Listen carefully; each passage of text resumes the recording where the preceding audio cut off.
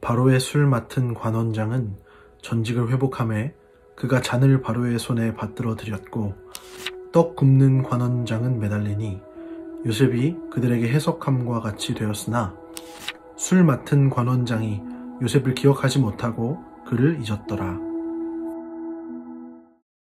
요셉은 여전히 감옥에 갇혀 있습니다.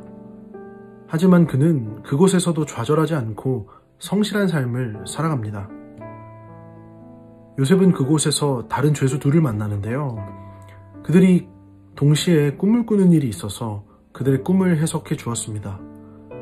한 명은 죽을 것이고 다른 한 명은 살아서 나갈 것이라는 해몽이었죠. 요셉은 살아서 나가게 될 술 맡은 관원장에게 간청했습니다. 당신이 내 해몽대로 이곳을 빠져나가거든 나를 꼭 기억하며 나를 여기서 꺼내달라는 부탁이었죠. 여기까지는 순조로운 듯 보였습니다. 하지만 곧이어 내레이터는 이렇게 말합니다. 결국 그 사람도 요셉을 잊었다는 것이죠. 40장은 이런 안타까운 소식을 전하며 마무리하게 됩니다. 요셉은 아무리 해도 안 풀리는 걸까요? 요셉이 너무 딱하고 불쌍하게만 느껴집니다. 요셉의 삶은 과연 어디로 향하게 될까요? 그리고 그는 과연 이 역경을 극복해낼 수 있을까요? 그러나 우리는 요셉 이야기의 결말이 어떠한지 너무나 잘 알고 있습니다. 요셉은 말로 다 표현 못할 시련을 겪었지만 그가 고난받았기 때문에 야곱의 온 가족이 보호받으며 마침내 이스라엘이라는 하나의 민족으로 발전할 토대를 마련할 수도 있었다는 사실을 말이죠. 하나님께서 요셉을 쓰셨습니다. 누구나 하나님께서 보이신 지혜와 이루신 놀라운 일들을 보면 그에게 영광 돌리지 않을 수 없을 것입니다. 그런데 그 방식은 너무나도 놀라웠습니다. 아버지 야곱과 형들을 위해 그리고 훗날의 이스라엘 민족을 위해 요셉이 종으로 팔려갔던 것이죠. 성경은 하나님을 다양한 이미지로 나타내는데요. 특별히 로마서에서는 토기장이로 묘사되기도 했습니다. 하나님께서 언약 백성인 이스라엘을 만들어 가시는 데에 요셉이 귀중한 역할을 했다는 것은 너무나 자명한 사실입니다. 그런데 요셉을 귀히 쓰시기 위해 하나님께서 사용하신 방법을 보세요. 우리가 인간적인 눈으로 보기에는 별로 사모하는 마음이 생기지 않는 그런 모습입니다. 그러나 사람의 눈으로 보아서는 그의 인생이 이해되지 않을지라도 하나님의 눈으로 볼 때는 그의 인생이 이해되는 것을 경험합니다. 사람들이 종종 하는 말이 있습니다.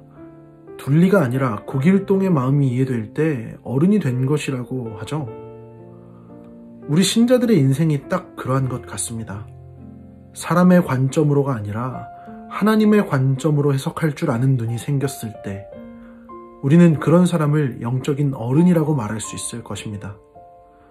사랑하는 청년 여러분, 사람의 눈으로 보아도 너무나 보기 좋고 부러움을 살 만큼 아름다운 인생을 살고 계시나요? 우리들 중에 그런 분들이 몇 분이나 계실지 모르겠어요. 신자들 중에는 사람의 눈으로 볼 땐 그다지 이해가 되지 않는 모습들도 너무나 많잖아요. 사실 우리들의 모습도 다 그렇죠. 그러나 낙심할 이유가 없습니다. 하나님의 눈으로 해석할 때 우리의 삶은 너무나 아름답게 빚어져 가고 있기 때문이에요. 여러분을 귀히 쓰시는 그릇으로 만드시는 하나님의 손길. 그 손길이 때로는 세상이 이해하지 못하는 모습으로 여러분을 이끈다 하더라도 결코 낙심하지 마십시오. 하나님께서 여러분을 들어 당신을 영화롭게 하며 당신을 찬양할 만한 일에 사용하실 것입니다. 다 함께 기도하겠습니다. 요셉을 이끌어 사용하신 하나님, 그 안에는 우리가 미처 다 알 수 없는 방식이 있었음을 믿음으로 고백합니다. 우리가 모든 것을 다 안다고 말하지 않게 하여 주시고 하나님께서 이끄시는 모든 길을 겸손한 마음으로 따라가게 하여 주시옵소서. 주의 자녀로 살아가기에 낙심하지 않고 살아갈 수 있는 줄을 믿습니다. 사람의 관점을 내어버리고 하나님의 관점이 바로 서도록 은혜 내려 주시옵소서. 예수님의 이름으로 기도합니다. 아멘.